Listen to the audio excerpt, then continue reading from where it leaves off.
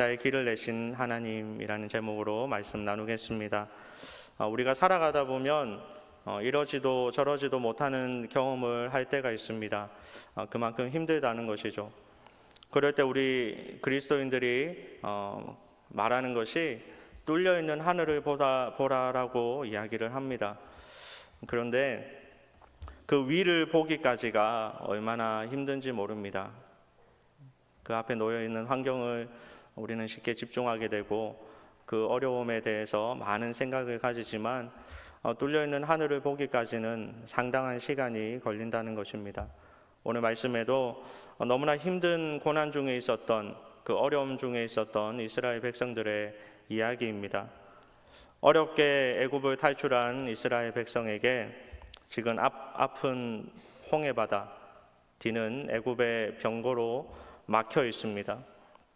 그래서 이러지도 저러지도 못하는 너무나 큰 어려움 가운데 놓여 있습니다. 그때 하나님께서 모세를 통해 주신 말씀이 우리 조금 전에 읽었던 출애굽기 14장 13절의 말씀인 모세가 백성에게 이르되 너희는 두려워하지 말고 가만히 서서 여호와께서 오늘 너희를 위하여 행하시는 구원을 보라. 너희가 오늘 본 애굽 사람을 영원히 다시 보지 아니하리라 하는 말씀입니다. 앞뒤가 막힌 상황에서 모두가 불평하고 있던, 또 두려워 떨고 있던 이스라엘 백성들에게 하나님께서는 너희는 두려워하지 말고 가만히 서서 오늘 하나님께서 너희를 위해 행하시는 그 구원을 보라. 그리고 너희가 오늘 본 애굽 사람을 영원히 다시, 즉 두려워하고 있던 것을 다시는 보지 않도록 하겠다라는 하나님의 약속의 말씀입니다. 여러분, 왜 하나님께서 또 왜 이토록 자신 있게 이스라엘 백성들에게 가만히 있어라라는 그런 말씀을 하실까요? 새벽이지만 한번 따라해 보시기 바랍니다. 본인이 하실 거니까. 왜 걱정 없이, 여러분 부모님이나 어떤 능력자들이 왜 아무 걱정 없이 어떤 사람에게 이렇게 하세요, 이렇게 하시면 됩니다, 그냥 있으면 됩니다 라고 말을 하냐면 본인이 다 경험을 해봤기 때문에, 그리고 또 본인이 오늘 말씀에서와 같이 본인이 다 하실 거니까 그러는 것입니다. 결론적으로 이스라엘 백성들이 어떻게 되었습니까? 우리가 잘 알듯이 하나님께서 바다의 길을 내셔서 이스라엘 백성들이 무사히 건너게 하시고 또 그 바닷길을 다시 닫아버리셔서 하나님의 약속의 말씀처럼 다시는 그 두려워했던 애굽을 보지 않는 그런 기적을 체험하게 됩니다. 엄청난 기적입니다. 그런데 우리는 그 결과를 알고 또 그 결과를 믿고 살아가지만 이스라엘 백성들처럼 그 과정 속에 얼마나 큰 두려움 속에 살아가고 있는지 모릅니다. 아마 믿음은 가지고 계시지 않습니까? 우리 모두가 그런 믿음은 가지고 있지만 그 과정 속에 어떻게 하나님께서 움직이고 계시는지 잘 몰라서, 또 잘 생각하지 못해서 우리는 고민에 빠지게 되고 걱정하게 되고 두려워하고 있는데, 오늘 말씀은 그 어려운 일을 만날 때마다 우리가 반드시 기억해야 될 것 두 가지를 나누려고 합니다. 그 첫 번째는 하나님의 계획입니다. 더 정확하게 말하면 모든 것이 하나님의 계획이라는 것입니다. 출애굽기 14장 2절에는 이렇게 말씀합니다. 이스라엘 자손에게 명령하여 돌이켜 바다와 믹돌 사이에 비아히롯 앞 곧 바알스본 맞은편 바닷가에 장막을 치게 하라라고 말을 합니다.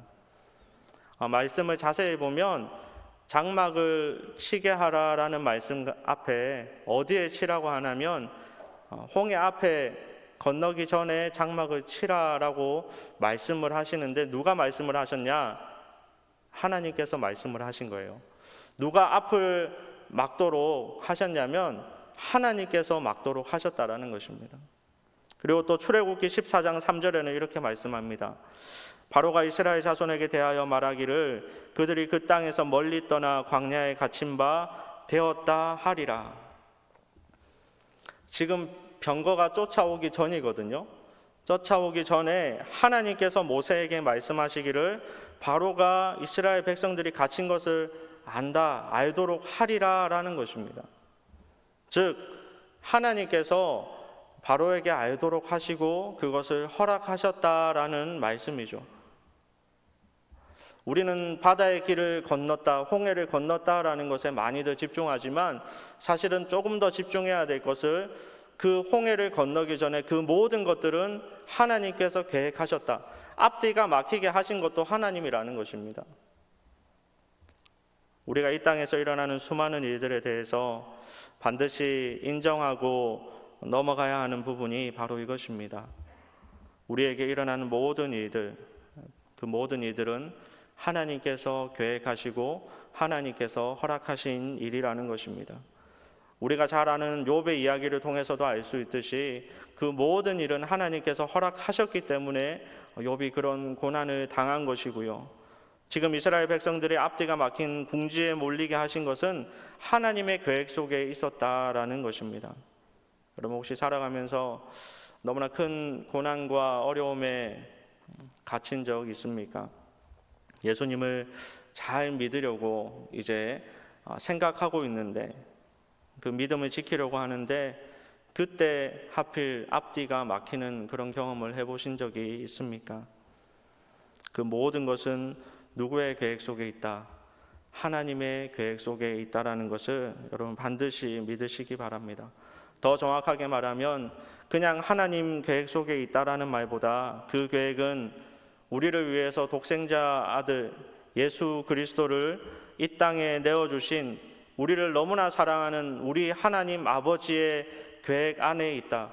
우리를 너무나 사랑하시는 그 하나님의 크신 계획 속에 다 있다라는 것을 여러분 믿으시기 바랍니다. 그 다음은 두 번째는 하나님의 뜻이 있다라는 것입니다. 하나님의 뜻이 있습니다. 모든 것은 하나님의 뜻이 있다. 출애굽기 14장 4절에 이렇게 말씀합니다.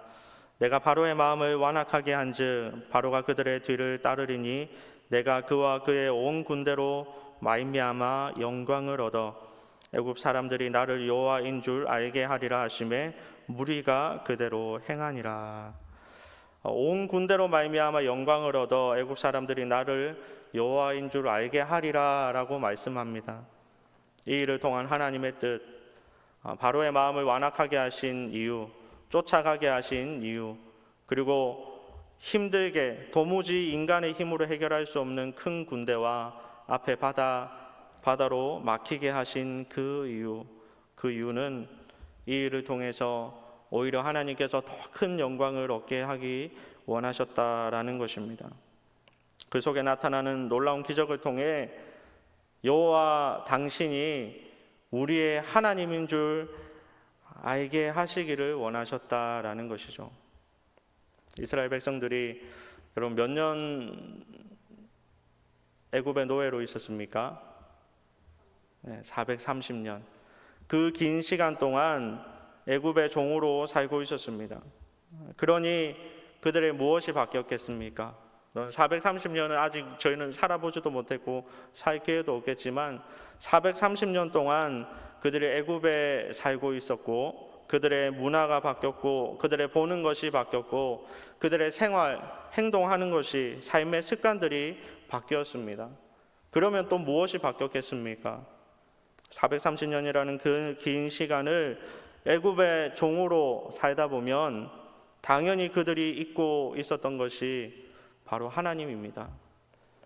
여러분 이스라엘 백성들 430년이라는 시간 동안 애굽에 살았고 한 400년 정도를 애굽의 종으로 살았는데 이스라엘 백성들은 하루하루 먹고 사는 것, 그들이 애굽의 눈치를 보는 것, 그럼에도 불구하고 가족들을 부양하고 힘들게 살아가야 하는 것, 애굽 사람의 눈치를 보면서 노역을 해야지만 밥을 얻어 먹을 수 있고 또 애굽에게 잘 보여야지 살아갈 수 있는 그 모든 시간 동안, 긴 시간 동안 그들이 결국은 위대하신 하나님을 잊어버렸던 것입니다. 그래서 처음에 모세가 하나님의 명령을 받고 나서 다 같이 나갑시다. 나갑시다 하고 나서 바로와 협상하는 가운데 그들에게 약간의 어려움이 있었죠. 그들이 더 노력해야 되고 조금 더 큰 하나님의 계획을 위해서인데 그 과정 속에 그들은 나름의 불편함을 느끼고 있었습니다. 그래서 자신의 삶에 안주하기를 원했고요. 더 노예로 그냥 살아가는 것이 더 좋다라고 고백하기도 하였습니다. 변화하지 않으려 하고 있었던 것입니다. 하나님께서는 이런 이스라엘 백성들에게 정말로 그들을 먹이시고 입히시고 살리시는 분이 하나님이라는 것을, 하나님 당신이라는 것을 기억하기를 원하셨습니다. 400년이라는 긴 시간 동안에 이 가지고 있던 습성들을, 모습들을 바꾸려고 하니까 하나님께서 이 정도 하지 않으면 안 됐다라는 것입니다. 성도님 여러분, 이 땅을 살아가는 우리도 어쩌면 세상의 노예가 되어서 안주하고 만족하는 그런 인생을 살고 있는지도 모릅니다. 특별히 우리가 멀리 볼 것이 아니라 코로나라는 이 기간 동안 한 달, 두 달, 그리고 6개월, 1년, 2년 또 그 넘어서의 시간 동안 우리는 너무나 쉽고 간편한 것, 어쩌면 마음은 힘들었지만 몸은 쉬운 것을 쫓아가면서 그것에 더 적응되어서 살아갔는지도 모릅니다. 그래서 누군가 걸어라고 하면, 누군가 뛰어라고 하면 그것이 힘들어서 내가 그냥 앉아 있는 것이 편합니다라고 고백하는 사람들도 있는지도 모릅니다. 하나님께서는 그런 저와 여러분에게 그 어떤 것보다 소중한 것, 정말로 우리를 살리시는 하나님, 우리를 먹이시고 입히시고 우리와 함께 하시는, 우리를 구원하기를 원하시는 그 하나님의 마음을 저와 여러분에게도 기억하기를 원하는 그 간절한 마음이 있다라는 것을 우리는 기억해야 될 것입니다. 출애굽하는 이스라엘 백성들의 모습을 보면 출애굽기 14장 10절에는 이렇게 말씀합니다. 바로가 가까이 올 때에 이스라엘 자손이 눈을 들어본즉 애굽 사람들이 자기들 뒤에 이른지라 이스라엘 자손이 심히 두려워하여 여호와께 부르짖고, 심히 두려워했다라는 것이죠. 더 이상 노예 생활로 살지 말아야 되는데도 그 길을 가는 그 과정 속에서도 다른 앞에 보이는 목표점이 아니라 뒤를 바라보고 두려워하는 인생을 살았다라는 것입니다. 마찬가지로 우리도 이제는 앞을 바라봐야 되겠습니다. 더 이상의 노예 생활이 아니라 이제는 하나님의 약속의 말씀에 따라서 때로는 그것이 우리에게 두려움이 있고 불편함이 있고 더 많은 순종과 헌신이 있다 하더라도 하나님께서 원하시는 것은 지금의 모습에 안주하는 것이 아니라 더 크게 우리가 한 발자국 나아가고 달려가는 우리의 신앙의 모습이라는 것을 우리가 기억하고 더욱더 하나님을 찾고 부르짖고 하나님을 기억하고 살아가는 것, 그런 인생을 사는 저와 여러분의 모습이 되었으면 좋겠습니다. 우리가 말씀 전에 불렀던 그 찬양처럼 예수님 사랑합니다라는 그 고백의 찬양처럼 우리 하나님께서도 우리에게 원하시는 가장 중요한 뜻 중에 하나가 바로 우리를 사랑하는 것을 우리가 알기를 원하신다라는 것, 하나님께서 우리를 너무나 사랑하시는 그 마음을 우리가 깨닫기를 원하시는 것. 그래서 하나님은 때로는 뒤에 병거로 아픈 홍해 바다로 너무나 큰 고난에 어쩔 수 없이라도 하나님을 볼 수밖에 없도록 만드시는 것이, 그것이 하나님이라는 것을 여러분 기억하면서 혹시 만나는 어려운 가운데, 때로는 그 고난 가운데, 또 때로는 그 불편한 가운데서 위에 계신 하나님, 그 하나님을 바라보는 그런 지혜의 사람이 저와 여러분이 되기를 바랍니다. 우리 인생에 막혀있는 바다가 있습니까? 그 길을 내시는 기적의 하나님께서 지금도 저와 여러분에게 말씀하시는 것이 출애굽기 14장 13절 14절 오늘 읽었던 말씀과 같습니다. 우리 다 함께 읽겠습니다. 모세가 백성에게 이르되 너희는 두려워하지 말고 가만히 서서 여호와께서 오늘 너희를 위하여 행하시는 구원을 보라. 너희가 오늘 본 애굽 사람을 영원히 다시 보지 아니하리라. 여호와께서 너희를 위하여 싸우시리니 너희는 가만히 있을지니라. 아멘. 우리는 두려워하지 말고 가만히 서서 모든 것을 계획하시고 기적을 베푸시며 더 큰 은혜를 이미 계획하시고 계시는 그 하나님을 믿고 오직 슬플 때나 기쁠 때나 어느 곳에 있든지 무엇을 하든지 우리 하나님을 잘 생각하고 기억하며 살아가는 우리 아버지, 좋으신 아버지, 우리에게 좋은 것을 당연히 더하여 주시는 그 아버지를 믿고 앞으로도 살아가는 순종의 삶, 은혜를 많이 경험하는 기적의 삶을 살아가는 저와 여러분이 되기를 주님의 이름으로 간절히 소원합니다.